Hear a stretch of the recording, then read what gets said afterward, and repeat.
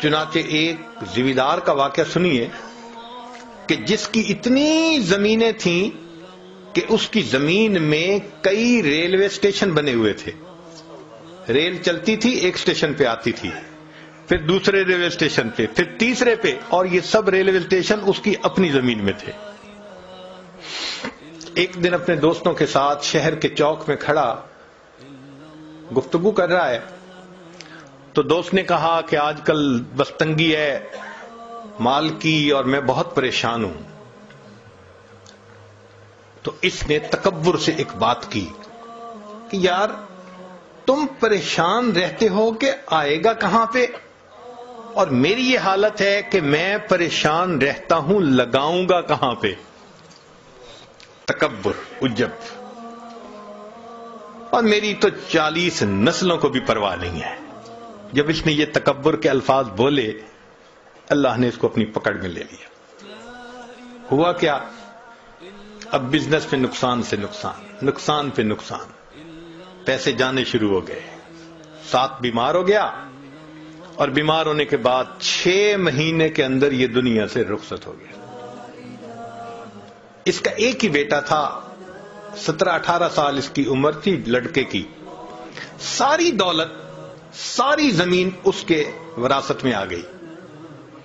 اب جب مال بھی ہو اور جوانی بھی ہو تو پھر اس قسم کے لوگ بھی قریب ہو جاتے ہیں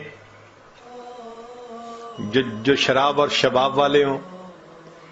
چنانچہ اس کو انہوں نے برے رستے پہ ڈال دیا. اب یہ کبھی اس کے ساتھ رات گزار رہا ہے، کبھی اس کے ساتھ رات گزار رہا ہے. کسی نے اس کو اور بڑے شہر میں پہنچا دیا، پینے پلانے کی بھی عادت ڈال دی. اب بینک کا جتنا پیسہ تھا وہ لٹنے لگ گیا. کسی نے اسے کہا یہاں کیا دیکھو گے، ذرا باہر نکل کے دنیا دیکھو. تو اس نے اس کو کسی باہر کے ملک کا راستہ دکھا دیا کہ وہاں کے نائٹ کلب میں کیا ہوتا ہے.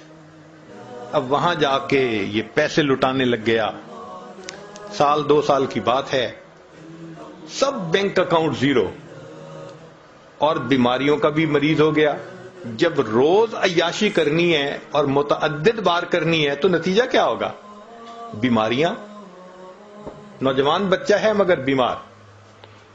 اب زمینیں بچ گئیں. یہ کیا کرتا؟ زمین کا ٹکڑا بیچتا، جو پیسے ملتے پھر باہر کا ٹرپ لگاتا، پھر آ کے زمین کا اگلا ٹکڑا بیچتا. کچھ چند سالوں کے بعد ایک ایسا وقت بھی آیا اس کی ساری زمینیں بک گئیں، ایک مکان رہ گیا تھا. پھر یہ اپنے نشے سے نہیں رہ سکتا تھا، پیسے کی ضرورت تھی. ایک وقت آیا اس نے اپنا ذاتی مکان بھی بیچ دیا. مال بھی ختم، جائیداد بھی ختم، ذاتی مکان بھی بک گیا. اب رہنے کی بھی جگہ نہیں تھی.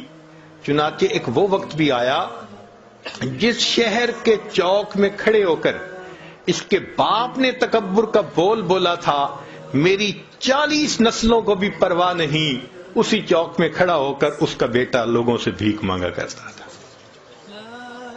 اللہ نے دکھا دیا میں دینا جانتا ہوں، میں لینا بھی جانتا ہوں. تمہارا بیٹا یہیں کھڑے ہو کر لوگوں سے بھیک مانگا کرے گا. اس کو